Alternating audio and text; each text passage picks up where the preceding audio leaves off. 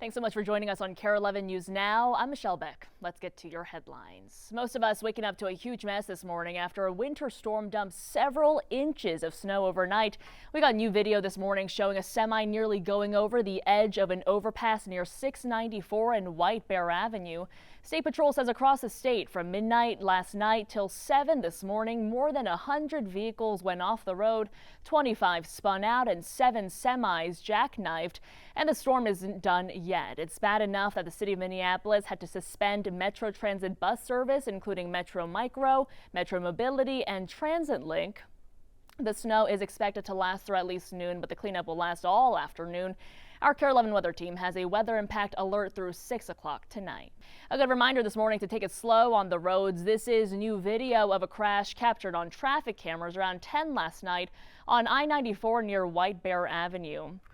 You can see what appears to be a State Patrol squad pulled over, helping a car when another car slides behind, hitting the squad and narrowly misses the trooper, dropping a warning flare. We've reached out to State Patrol for more information on injuries, but have not heard back. Crews are working through the snow to find the cause of a Minneapolis home fire on the city's south side. The house is near Grand Avenue South and Lake Street. We watched crews battle the flames for hours this morning. They tell us the roof has collapsed on the 2.5-story vacant home. They are trying to protect neighboring homes. A Metro bus was called in to provide shelter for neighbors who were evacuated. Nobody was hurt. We'll follow this storm as well through our noon news right here on KARE 11 Plus. Make sure you stay with us for the very latest on the snow and an in-depth forecast coming up in just a little bit. Minnesota not alone in facing the snow this morning. As far south as Kansas City saw enough snow to cover roads overnight. And farther north you go, the worse conditions got. In Iowa, you can see blowing snow causing minor whiteout conditions before the sun came up. And just over the border in Nebraska, we got this video showing blowing snow during a blizzard warning this morning.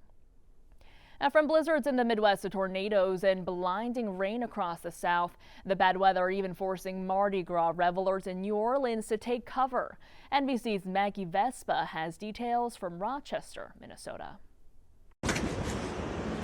This morning, a late winter whiteout with monster blizzards bearing down on millions across the Midwest, causing treacherous travel on the roads just in time for the morning commute. This massive storm system wreaking havoc across much of the country. In Mississippi, local media reports 2 people were killed and a third hospitalized by falling trees and downed power lines. Authorities have yet to confirm whether the incidents were indeed weather-related.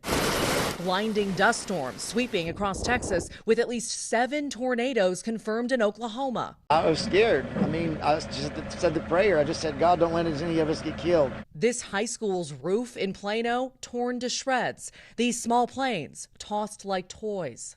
At its peak, more than 300,000 people across Texas lost power. While in New Orleans, Mardi Gras celebrations cut short. Even so, partygoers in the Big Easy making the most of it. Even if the parade not going on, we're still gonna be out here having fun. This is kind of our Super Bowl. Because this is your Super Bowl. Yeah. Back in the Midwest, Minnesota's Department of Transportation deploying more than 100 plows to try and keep Mother Nature's late winter wrath in check. The roads are going to be a mess. Yes, they will. You really have to determine what's your driving capability, what's your vehicle capability, and do you really need to make that trip? Well, new reaction this morning to President Trump's fiery speech to a joint session of Congress. In it, the president recapping his first 6 weeks in office and laying out his administration's plans for the next 4 years. The speech drawing cheers and applause from Republicans, as well as jeers and signs of protest from Democrats. Alice Barr is in D.C. with a closer look. Hi there. President Trump took some swipes at former President Biden and at congressional Democrats who held up signs, some walking out in protest. And he leaned into culture war issues while declaring that with his broad-ranging agenda, America is back. Standing in the U.S. Capitol, where he was sworn into office just 6 weeks ago, President Trump touting his administration's rapid pace of change. And we are just getting started. defending his new tariffs on Canada, Mexico, and China. Tariffs are about making America rich again. Despite stock market drops amid concerns about a trade war further hiking prices. There'll be a little disturbance, but we're okay with that.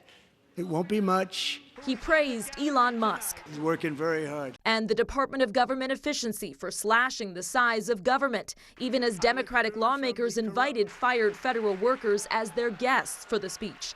In the Democratic response, Michigan Senator Alyssa Slotkin cast cuts to government services as a means to deliver tax breaks to the wealthy. Grocery and home prices are going up, not down. And he hasn't laid out a credible plan to deal with either of those. Any further disruption. And Texas Democrat Al Green was escorted out after vocally objecting to President Trump calling his election victory a mandate. On immigration, the president asking Congress for more funding for mass deportations and border security, while needling Democrats who wanted new legislation to secure the border. It turned out that all we really needed was a new president.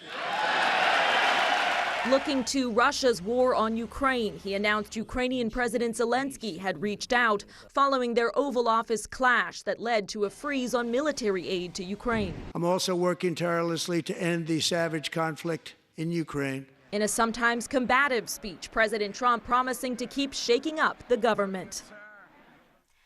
President Trump will not tour the country following his address, as presidents often do, though he did return to some key campaign trail promises, again calling for no tax on tips or overtime and no tax on Social Security benefits for seniors. In Washington, I'm Alice Barr. Back to you. Big changes could be coming to the IRS right in the middle of tax season. According to the Associated Press, the IRS is in the process right now of drafting plans to cut half of the agency's 90,000-person workforce. That comes after the White House asked federal agencies in the last week to put together a plan to reduce its force. It's unclear at this time if the White House will approve the IRS plan. New numbers show a significant drop in crime in Minneapolis so far this year. We heard from Police Chief Brian O'Hara and Mayor Jacob Frey about the drop. Some of the highlights, according to city data, robberies are down 47%. Carjackings are down 40% compared to this time last year. The number of gunshot victims is also down 32%. It's a positive sign after murders in the city went up slightly last year. Still, Frey and O'Hara say there are big challenges. By no means are we declaring victory here, because we recognize we got a hell of a lot of work to do, and we're making some substantial progress. Last year we hired twice as many people for sworn positions as what we lost. We've already exceeded that number year to date this year. So that's all very positive, but it takes a long time to get everybody trained and to ultimately get them through the academy and get them out on the street. So staffing remains at a crisis level. Frey and O'Hara credit new department initiatives like the Crime Pattern Response Protocol and late-night curfew outreach for the drop in crime. A tough night last night for friends and family of Allison Lucier as they held a prayer service to honor her life. It comes as the case surrounding her death is handed over to the Minneapolis City Auditor. The city is taking some heat for how the police department handled the case.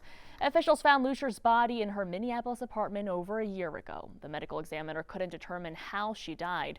Her family claims Minneapolis police didn't collect appropriate evidence and that police found her dead 12 days after she reported that her boyfriend assaulted her.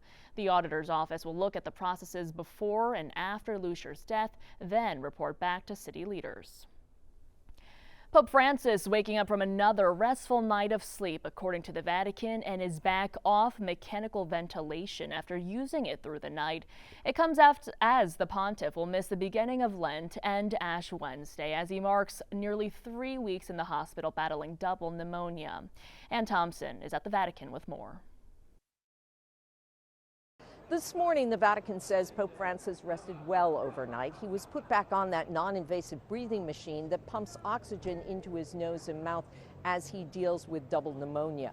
But this morning, a Vatican official says he has been taken off it. He is still getting supplementary oxygen, and he is undergoing respiratory physiotherapy. His condition is said to be stable, but his prognosis is guarded. Now, this is Ash Wednesday, which is the start of Lent, and traditionally the Pope would lead a Mass at the Basilica of St. Sabina.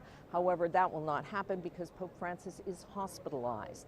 As Catholics begin this period of prayer and penance, and they are marked with the sign of the cross in ashes on their forehead, there will be prayers offered for the recovery of Pope Francis, who is now closing in on 3 weeks in the hospital. I'm Ann Thompson at the Vatican. Now back to you. The KARE 11 food fight is on. We're partnering with Cub Foods and the Salvation Army to fight hunger in Minnesota, and you can help us right now.